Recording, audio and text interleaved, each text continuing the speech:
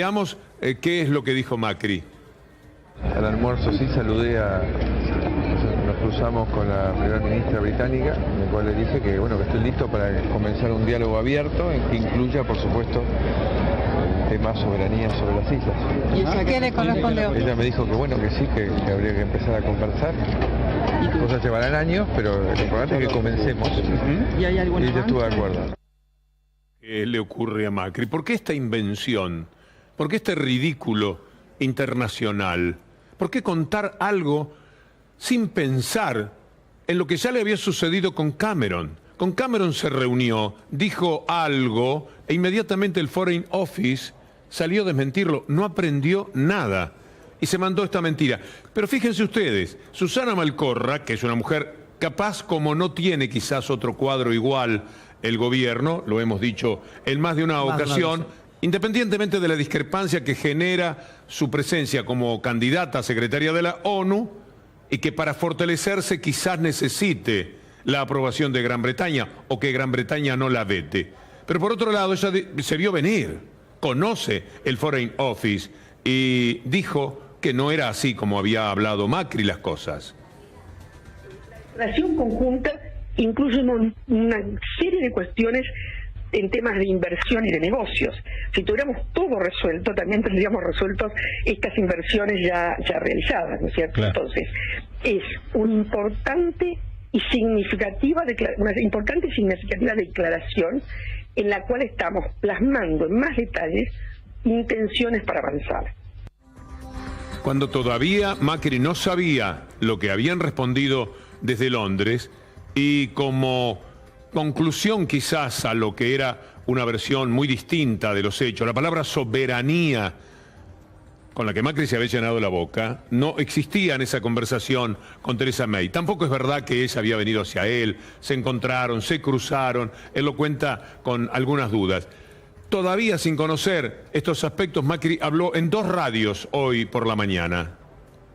Al mediodía almorzamos todos los mandatarios, en un momento dado se acerca la primera ministra May a saludarme, y le digo, ¿cómo le va? Bien, bueno, no habíamos todavía tenido un intercambio en G20 y no habíamos podido hablar, y le dije en un minuto, una cosa muy informal, no es una reunión oficial, le dije, queremos retomar un diálogo amplio de todos los temas, que incluya todos los temas, y ella cortésmente dijo, parece razonable, bueno, hablaremos, tal vez, pero no es que una reunión oficial.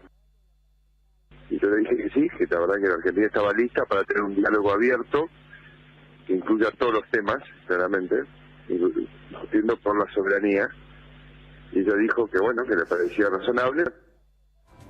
Es increíble, es inadmisible, es ridículo, es muy pobre que le ocurra esto al presidente de los argentinos.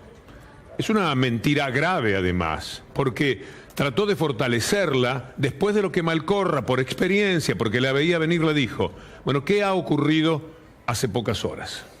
Bueno, el Reino Unido desmintió al presidente Macri, según la corresponsal en Londres del diario La Nación, una fuente off the record, habló con el Foreign Office y le dijo que nunca había ocurrido un diálogo de esta naturaleza. El textual fue: nunca se habló del tema de la soberanía de las Islas Malvinas en la breve reunión informal que May y Macri mantuvieron en Nueva York, por lo que no pudo haber existido una expresión de Gran Bretaña en ese sentido. Un par de consideraciones, Víctor Hugo. Ayer cuando lo decíamos a la tarde y Lulú preguntaba un poco con sorna si le veíamos el lado positivo al diálogo de May y Macri, mostrábamos el escepticismo vinculado sobre todo a que Theresa May no es lo que se dice una dialoguista en Gran Bretaña.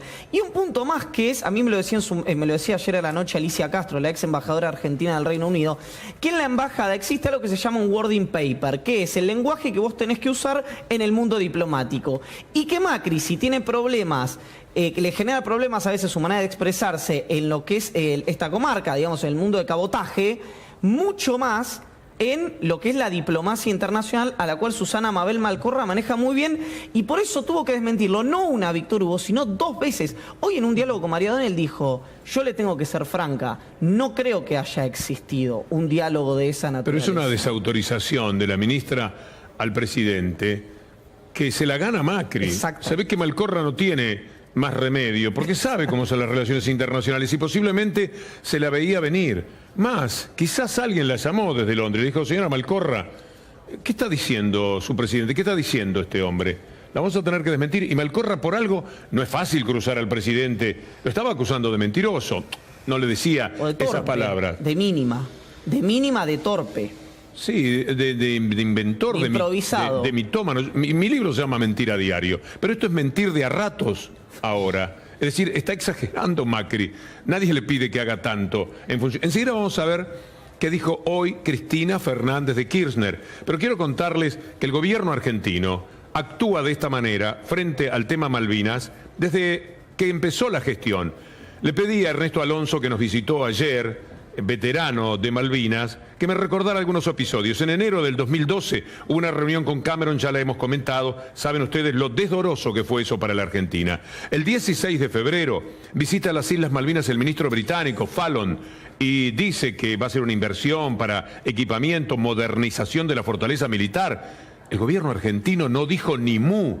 Imaginen esto escuchado por los veteranos de Malvinas. Un día antes de cumplirse un nuevo aniversario de la Guerra de Malvinas, Macri se reunió nuevamente, en forma informal, era la cumbre sobre energía nuclear con Cameron. Bueno, otra vez el papel muy triste. El 2 de abril regresó a la Argentina y Macri no participó en ningún acto en conmemoración al Día del Veterano de Guerra y los caídos de Malvinas. Eso ya dio muchísima vergüenza. Era el 2 de abril y fue y dejó una corona de flores ahí en la Plaza San Martín en Retiro. El 2 de agosto, Theresa May, la primera ministra británica, le envía una carta a Macri. Allí plantea la cuestión de intereses británicos en el Atlántico Sur, sugiriéndole las condiciones en las cuales hay que fortalecer las relaciones en esta etapa entre Argentina y Gran Bretaña. Para nada aparece ningún aspecto de soberanía y tampoco el gobierno argentino dice absolutamente nada. Las opiniones del embajador argentino en Londres, Carlos Cersale di Cerisano, reflejadas en los últimos días en medios gráficos, responden a la bajada de línea de la canciller Malcorra, es decir, ser lo más complaciente que se pueda con los británicos que quieran escuchar del gobierno sociopolítico argentino de Mauricio Macri el mundo de negocios. Víctor Hugo, si la votación por secretario general de la ONU dura 6 meses más, el Consejo de Seguridad de la ONU se queda con Bahía, desde Bahía Blanca para abajo se queda con toda la Argentina, digamos. Si estamos supeditando la candidatura de Malcorra, la política exterior argentina, la candidatura de Malcorra, parece de mínima una entrega de soberanía. Malcorra estuvo muy bien en este episodio, sí, claro, diciendo que lo que había señalado Macri, bueno, ya se adelantó a lo que dijeron desde el Foreign Office, pero la verdad es que lo que es la política internacional sometida al interés de que el gobierno y Malcorra quieren llegar a las Naciones Unidas, porque se puede cometer una injusticia. Quizás no es por eso, pero son demasiadas las coincidencias de lo que dicen, de lo que hacen, de lo que aceptan, con el hecho de que Gran Bretaña es uno de los 5 países, solamente 5 países, Gran Bretaña, Francia, China, Rusia y Estados Unidos, ni siquiera Alemania, que pueden vetar a la candidata a la ONU. En consecuencia, todo esto parece ponerse de rodillas frente al imperio una vez más. Veamos lo que dijo hoy la expresidenta Cristina Fernández de Kirchner. El imperativo constitucional de defender la soberanía y representar en todos los ámbitos y en todos los momentos el reclamo, la reivindicación de la soberanía de nuestras Islas Malvinas es una tarea que creo que cruza transversalmente a toda la sociedad. Pocas cosas, tal vez, en la Argentina y en nuestra historia, crucen tan transversalmente al conjunto de la sociedad en lo que hace a materia de reivindicación y de objetivos nacionales. Así que, en nombre de todos los que estamos aquí presentes y de los que no lo están también, le pedimos perdón a nuestros combatientes, a nuestros veteranos, a los familiares, a los que quedaron en las islas y que todavía no podemos identificar, porque el Reino Unido se sigue negando a las muestras de ADN para que sepamos quiénes son nuestros muertos allá en las islas. Un reclamo que debe ser mantenido en alto, porque hace a la vigencia irrestricta también de los derechos humanos. Vaya nuestro desagravio y reconocimiento ante lo que considero apenas muestras, me parece, de mediocridad. Ni siquiera quiero usar palabras altisonantes de la patria, o como pretendieron para ahí adjudicarme a mí de traidora a la patria y esas cosas que por ahí andan flotando en el aire. No. Fíjense que desde los medios, como decía alguna compañera, un compañero, tratan de invisibilizar y de cubrir determinadas cosas, pero finalmente muestran la hilacha. Más temprano que tarde siempre terminan mostrando la hilacha. Quien está en pantalla es Ramón Garcés, excombatiente de Malvinas. Bienvenido, Ramón. Muchas gracias por invitarme. ¿Cómo se ha sentido con estos últimos días, con estas declaraciones? ¿Qué ha pensado? Bueno, realmente es muy doloroso escuchar ese tipo de declaraciones. Más que un papelón, es internacional, es una ofensa para todos los que tuvimos que pasar por esa experiencia terrible. ¿Usted qué hizo en Malvinas? Bueno, yo era un ex soldado conscripto y me tocó asistir a un cañón antiaéreo de 20 milímetros. Eso, hice algunas cositas más referente a mi actuación, digamos, en la guerra. Que, bueno, ¿Cuántos años tenía? Tenía 18 años cuando fui y volví con 19, cumplí años ahí en las islas. ¿Ocurrió algo especial con su accionar en Malvinas? Bueno, tuve la suerte de derribar un avión Harrier el día 27 de mayo del 82. ¿Cómo hizo eso? Porque yo no me imagino cómo es el derribo de un avión. Bueno, ¿qué tenía usted? ¿Cómo lo consiguió? Bueno, el suboficial que tendría que haber estado a cargo del cañón no estaba. Se hizo el herido en combate, era el cañón número 1. Y bueno, estaba como asistente con otro soldado más. Bueno, yo me hice cargo del cañón y lo empecé a operar. Y bueno, como cualquier otro que aprende, porque los oficiales eran de una banda de música, la banda de música de la 9ª Brigada Aérea de Comodoro Rivadavia. Así que aprendí disparando y en esa tuve la suerte de poder pegarle a un avión. ¿Cuántos disparos había hecho? Y uno dispara y bueno, disparan de todos lados, pero uno no sabe porque son automáticos. Así que yo me enteré. ¿Y el avión a qué distancia? Viene muy rasante, muy rápido. ¿Rasante que esos 50 metros? No, muchísimo menos. ¿Ah, sí? Sí, muchísimo menos, no, muy rasante. ¿A tiro de cañón? Sí. ¿Es con un cañón común y corriente que lo derriba? 20 milímetros es un cañón tampoco de los más grandes. Pero es un poco más sofisticado que ese camión, ese cañón que uno tiene acostumbrado a ver. No, había uno que era del ejército, que era de 35 milímetros, que también derribaron otros Harrier. ¿Y usted cómo le apuntó, lo acompañó en el vuelo? Y lo acompañamos y le disparamos y después cayó a unos kilómetros del lugar de Darwin. Yo estaba en Darwin. ¿Cuánto más adelante de lo que va el avión hay que apuntar? No, tiene un cálculo. Tiene como un joystick, entonces uno al presionarlo hacia abajo hace el movimiento que regula la velocidad. Entonces, cuando usted lo tiene en la mira, usted tira hacia abajo el joystick y se mueven ¿Lo celebró con su compañero? ¿Se acuerda haberse dado un abrazo? ¿Fueron conscientes de lo que había pasado? No, porque tampoco sabíamos, porque muchos se iban humeando y por ahí era porque quemaban combustible. Pero ¿Fue lo más fuerte que le ocurrió en la guerra? No, por supuesto que no. El 1 de mayo me habían dado por muerto en combate y en el primer ataque aéreo inglés, así que apenas un mes. Esto fue como un cierre, digamos. Un mes después. ¿Y cuál es la fecha en la que usted había derribado el avión? El 27 de mayo, y me dieron por muerto el 1 de mayo. O sea que 27 días después. Sí, más o menos. Usted pudo hacer eso. Hay otra cosa más muy fuerte. Sí. Aparte de salvarle la vida a un par de compañeros míos, sí, bueno, sí.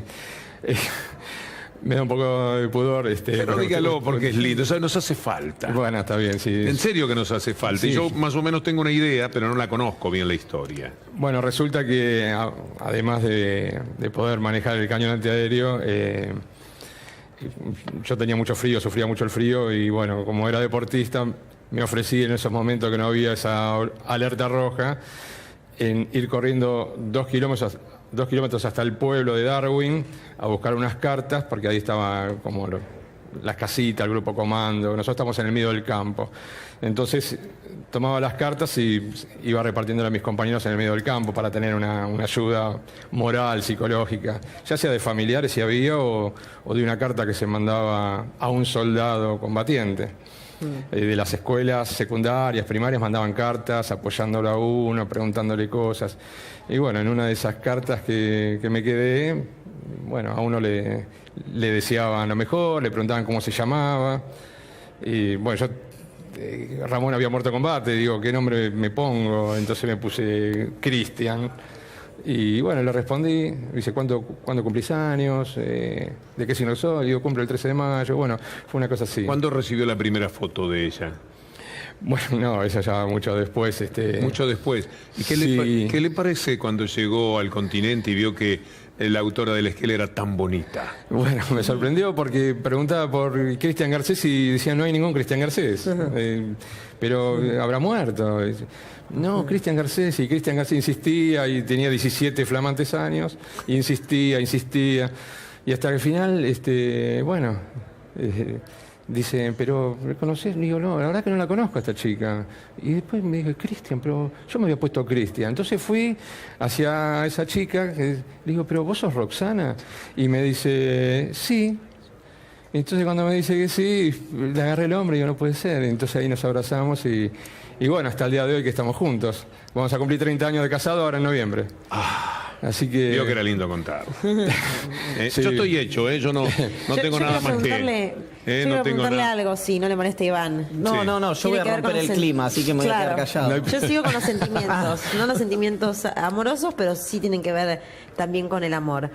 Hoy para usted, ¿qué significan las Islas Malvinas? ¿Y qué significa o qué cree que significan para la sociedad? O sea, para aquellos que no combatieron, para aquellos que no lo vivieron, para aquellos que en su momento lo acompañaron, pero que hoy quizás tienen otra noción de lo que significan las Islas Malvinas para alguien que estuvo ahí, que las quiso defender.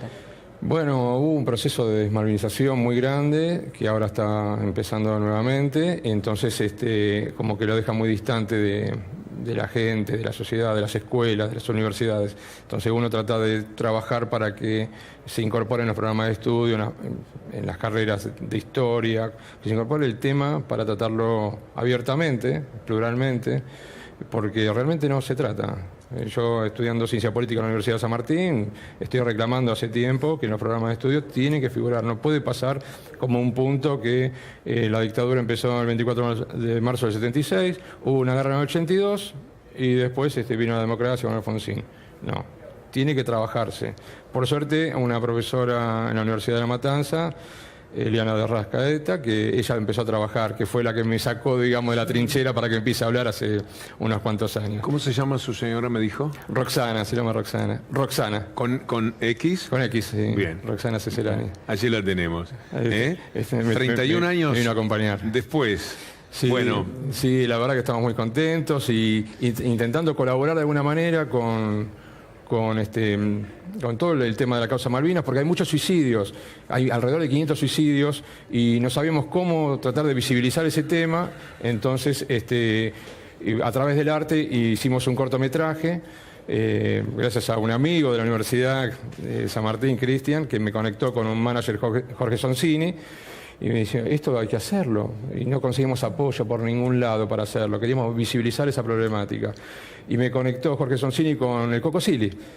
Y digo, Coco Silly, un actor dramático, va a ser, porque siempre lo veo que está con esa alegría, con esa energía.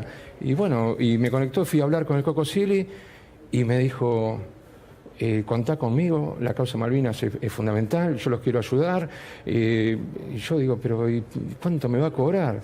Cobrar, olvídate, yo no voy a cobrar nada. Esto lo llevo en el corazón y lo hago por todos los que combatieron. Qué bien, hoy estuvo, le cuento entre paréntesis, estuvo en buena parte de la programación en esto de la primavera, con Radio Pop, estuvo en contacto con digamos, es una empresa del grupo y justamente estaba hablando y me da mucho gusto conocer esta historia. Estoy muy agradecido. Me da vergüenza ir a saludarlo, a darle un abrazo, porque sé que lo hizo de corazón, pero no me gusta molestar, entonces, pero le voy a dar un abrazo. Está bien que lo cuentes. Sí, Ramón, usted se pregunta por qué, volviendo al hecho de ayer, de hoy, y que posiblemente continúe, porque hay evidentemente un proceso de desmalvinización. Sí.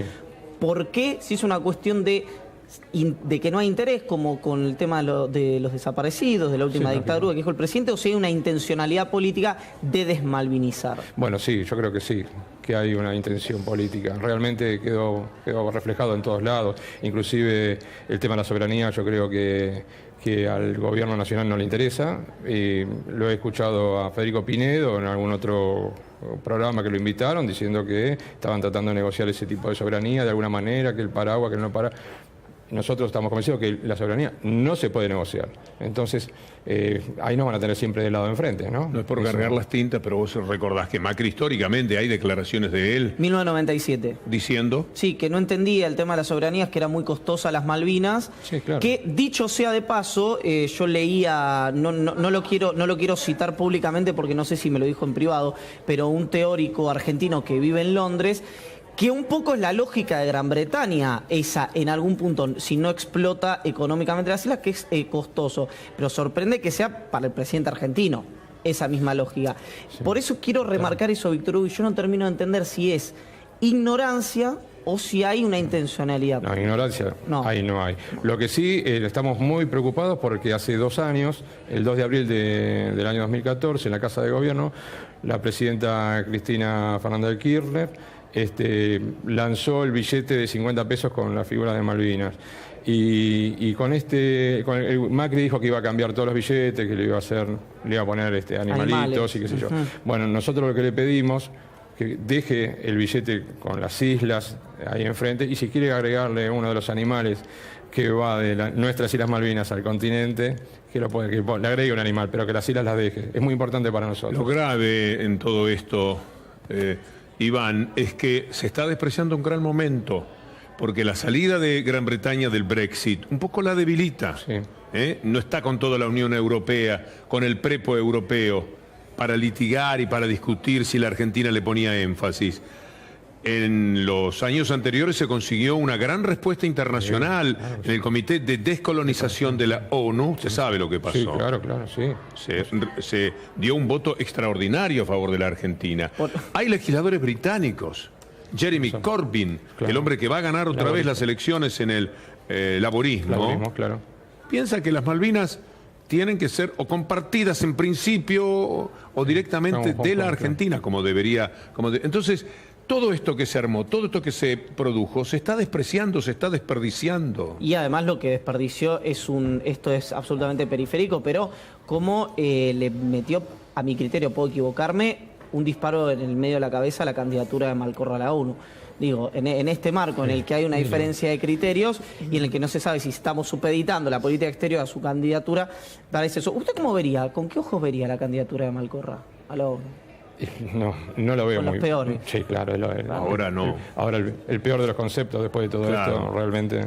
Ramón, muchas gracias por su historia de 18 años y por su historia de 31 años. Bueno, muchísimas gracias a ustedes por invitarnos y darnos un espacio para poder expresarnos. Y gracias a Roxano, que no tenía mucha voluntad de ponerse frente a la cámara, pero un poquito la fuimos seduciendo para mostrar, porque efectivamente también hace a la alegría de lo que han vivido. Para matizar, porque todos estos temas son tan pesados. Sí, claro que sí. Ramón. Claro que sí.